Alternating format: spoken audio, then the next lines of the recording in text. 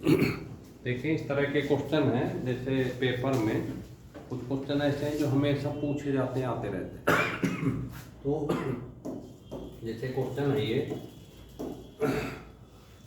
लिखा है कि एक विद्यालय में लड़के तथा लड़कियां 3:2 हैं। सबसे पहले तो 3:2 की एक विशेषता है परसेंट में। इसका जो इसे 2 बार क्वेश्चन आया, या तो 78% या 76% ऐसे कुछ होता। तो यहाँ 20% लड़के तथा 30% लड़कियां छात्रवृत्ति लेने वाले हैं। तो उन विद्यार्थियों की संख्या जो नहीं लेते, क्या बताना है?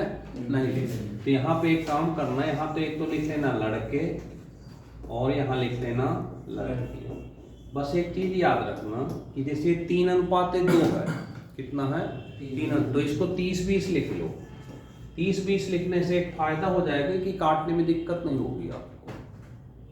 तो सबसे पहले रेशियो खत्म करें, 3 को 30 लिखें, 20 को 2 को 20 लिखें। अब यहाँ लास्ट में आ जाओ, छात्रवृत्ति नहीं लेने वाले। ये क्या है? छात्र वृत्ति जो नहीं लेते उनको लिखना है। तो देखें 20, पहले आपने 20 लिखा, फिर आपने यहाँ पे ये 30, यहाँ पे क्या लिखा आपने? 30, और यहाँ पे क्या लिखा? 20। अब देखो 20% लड़के तो लेते हैं, 20% लेने वाले, तो कितने परसेंट नहीं लेते होंगे? 80। तो यहाँ लिख देना 80 और बट्टे 100।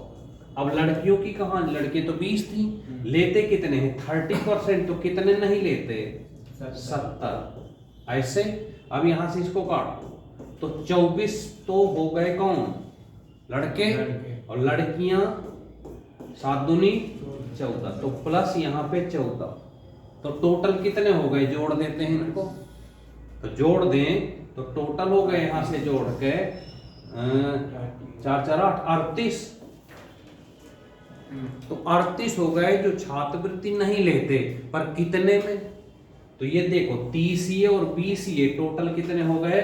50 गुणे 50 ही तो 30 20 50 काट दे तो 50 दूनी 100, तो 76%। हमने आपको शुरू में ही इशारा किया था कि जब ये 3:2 का क्वेश्चन आया है, जब आया है, तो या तो 76% या फिर 78%, इसका आंसर ही होता, या तो 76 और या 78। और इसमें एक चीज और रही है कि जब ये क्वेश्चन आया 3:2 का, तो आंसर भी देखिए या तो 76 रखा रहता है या 78, कभी एक साथ नहीं आए दोनों, या तो 76 या 78। तो इस तरह से आप इसको तैयार करें। बहुत बहुत बहुत इंपॉर्टेंट क्वेश्चन होता है ये 3:2 का। चले आगे एक क्वेश्चन और देखते हैं। ये किसी संख्या में 2 अंक हैं।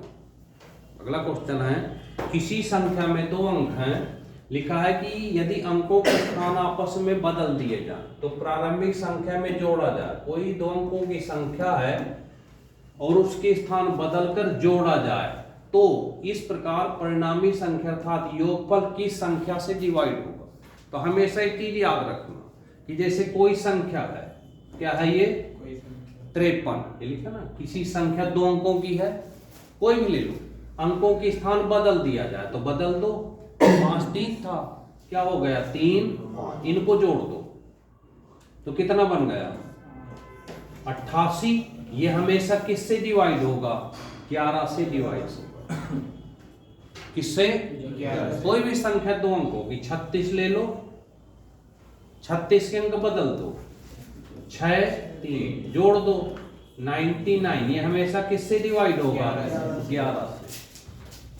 कोई भी ऐसी संख्या 42 ले लो आप, इसके अंक बदल दो, कितने हो गए? 24 जोड़ दो 66। ये हमेशा किससे डिवाइड होगी? 11 से। तो 2 टाइप होते हैं, योग पूछेगा या अंतर पूछेगा। क्या पूछेगा? योग। तो अगर योग किससे पूछे तो 11 से, और अगर इस योग की जगह कह देता अंतर किससे, तो अंतर हमेशा 9 से। अंतर हमेशा 9 से और योग हमेशा 11 से डिवाइड होता है। इस तरह के क्वेश्चन आपको पेपर में आते रहेंगे और तैयार करते रहेंगे।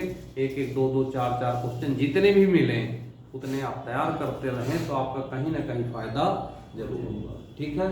जय हिंद।